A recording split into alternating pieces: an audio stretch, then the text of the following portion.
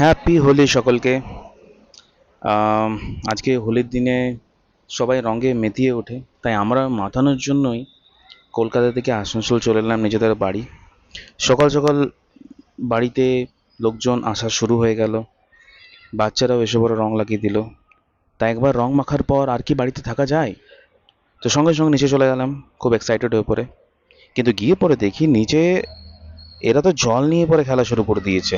জলের মধ্যে রং দিচ্ছে, কোথা থেকে জানি না অনেকগুলো বালতি জোগাড় করেছে, আর সবাইকে একদম রাঙানো জল ঢালছে। পাশে আবার কে একটা বক্সেরও জোগাড় করেছিল, সুন্দর গান বাজছিল, সেই বেশ হোলি হোলি গান। আর ভালোই বেশ অ্যাম্বিয়েন্সটা লাগছিল। বাড়ির ছোট বড়রা সবাই এসেছিল নিচে, সবাই নেমেছে, আর এই এঙ্গেজমেন্টটা অ্যাকচুয়ালি খুব ভালো লাগে। তাই সবার সঙ্গে মাতানোর জন্য নিচে এলাম, ওরাও খুব এনজয় করলো। হ্যাঁ, হোলি মানে ওই একটু একটু না মার্ক করে গালে লাগানোর জন্য নয়, এক হাত নাও আর একদম না ভালো করে চারিদিকে মাখিয়ে দাও, এটাই তো হোলি, তাই নাকি? তো বাড়ি এলাম, বাড়িতে এসে পরে মা আর অর্ধাঙ্গিনীকে বললাম যে তারা যাতে নিচে যায়।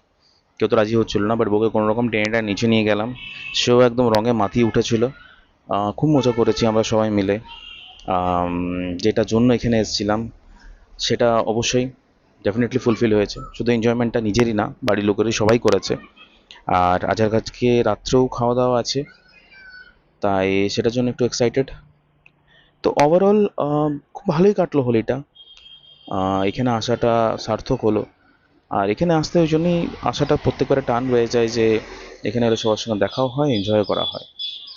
বাট এই ছিল। আর তোমাদের সকলকে হ্যাপি হোলি। ভালো থেকো, সুস্থ থেকো, আর নিজেদের খেয়াল রাখো। পরের বার ভিডিওতে আবার দেখা হচ্ছে।